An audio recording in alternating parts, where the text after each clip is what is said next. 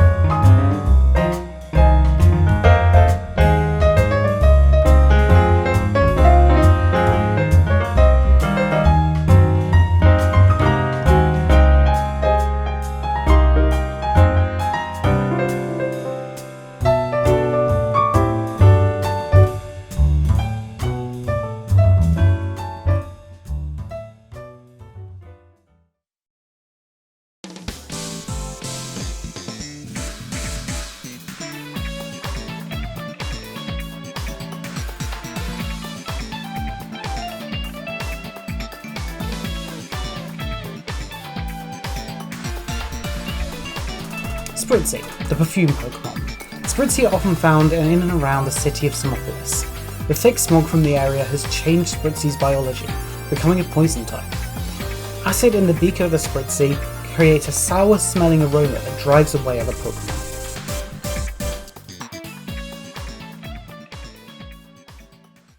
For our third drawing today, it seemed appropriate to design Spritzy's evolution and Fumie's signature Pokemon, Kainsgasian Aromatisse. Originally, I had a lot more anthropomorphic, like its Carlos variant, with arms holding a staff. And instead, I decided to take the design of the staff, 2 wings, and incorporate it into the design a lot more cleanly. It makes far more sense to have a bird Pokemon have wings after all, and I've never been particularly sold on Aromatisse's hands. Like with Spritzy, I chose for it to be a dark shade of purple with pink highlights. Originally, the 2 gaseous strands on the top of its head was going to be bright green, like you would imagine a smog to look, but I chose to keep the colour palette simple and stick with just pink and purple with a hint of white as well. The eyeliner is a lot less flashy than Spritzy's, more in line with Fumie, just pink rather than green. Its feet were quite hard to get right, and I'm not certain I did, but I like the image of them being high heels because of the original Pokemon's inspiration being all about fashion. I kept the longer beak from Spritzy, and this time it serves the purpose of creating a sweet aroma to heal people and Pokemon. I like the idea that Aromatisse is a very kind Pokemon who heals the sick, a bit like Chansey or Ordino. I imagine the hat wouldn't be a literal hat, but it would just be the way the fur sits atop of its head. It just really completes the whole look of being a plague doctor. And here's Aromatisse.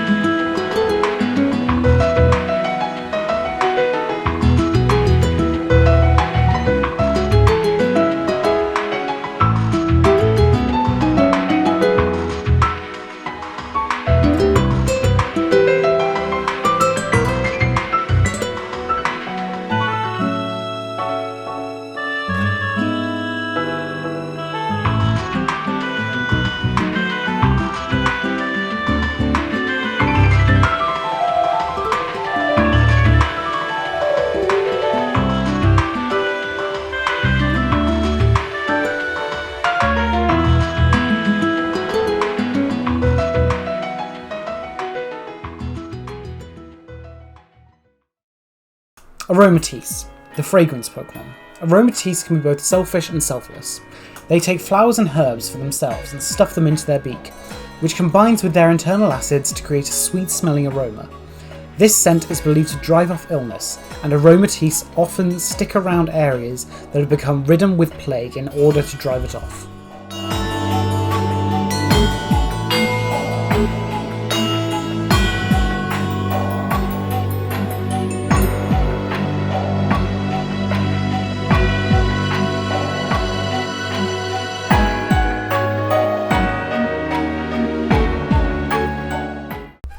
The final design of today is a form of a very popular Pokemon, Lucario. Unlike Spritzy and Aromatisse, it's not a Kainsgasia variant, and for now I'm going to keep it very vague as to what type of variant it is, including not revealing the Pokédex entry just yet. This form of Lucario is incredibly meditative, and I kind of got inspired to create it from the most random place. As many of you know, I'm a fan of Team Galactic, a massive fan of Team Galactic in fact, hence the name, Saturn. It's after the character rather than the planet. In one of Saturn's many episodes of the Pokemon anime, he and the Team Galactic grunts attempt to steal the Veilstone meteorites in order to create the Red Chain. In that episode, we see Lucario and Maylene meditating together, when they get the feeling that something is wrong. And that's in fact where I got this idea from, and the reference piece I used to try and get this design right. I also really like the design of Ruin's Lucario from Pokemon Unite, which is the only time you'll ever hear me praising that game, and the two kind of came together to create this more meditative, bulky looking Lucario. To draw this Lucario, I used a feature of Photoshop I've never used before: symmetry. I really wanted the art to seem balanced and symmetrical, so I figured in order to be as accurate with that as I could, I would try this feature. It ended up being a great decision, and I'm really happy with how it came out, ending up far more balanced than my concept sketches. I like the idea of it being very peaceful and calm, and think it would have an ability similar to Comatose. It's a very loyal Pokemon, like the Sinnoh in Lucario, and I quite like the idea that it's more in tune with Aura than the normal Lucario we know. Before I show off the final design, I'd like to thank Arkham Legion from the Subjectively Discord server for helping me get the final design ideas for this Lucario. So if you're seeing this, thank you, you did me a real solid there. And so here is, for the purposes of this video, alternate Lucario.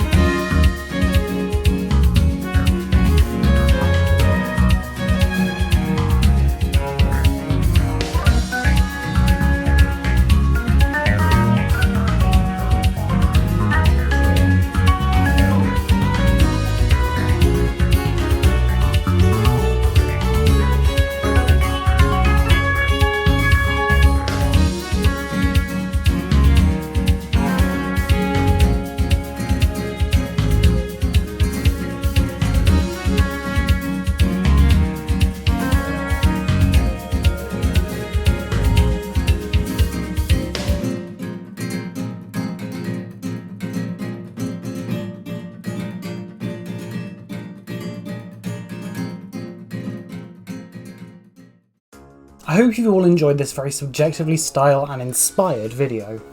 I hope to share more with you on Kainsgasia soon. Samopolis has many more secrets to be shared, and the rest of the locations have just as much. Next time I think I'll introduce you to a certain professor who's researching a strange Pokemon like Lucario. I'll introduce you to 1 or 2 new ones. I'm afraid my upload schedule won't be as consistent as I'd like, as I'm still drowned in schoolwork, so I'm afraid you'll have to be a little patient with me. I'm really sorry. In the meantime, I have an announcement. I'm opening up my commissions. I do human art, Pokemon art, fairy art, the lot. And I'm offering some really good prices because I know I'm not the most skilled artist in the world. All the information is available on my Twitter, and I don't have a set number of slots open, but I will make a new tweet on the Twitter thread when the slots close. If you don't have Twitter, I've also set up a channel on my Discord with all the information. The links to both my Twitter and Discord are in the description. Thank you all so much for joining me today, and I'd love to see any feedback you might have. But for now, I must go. Until next time, trainers.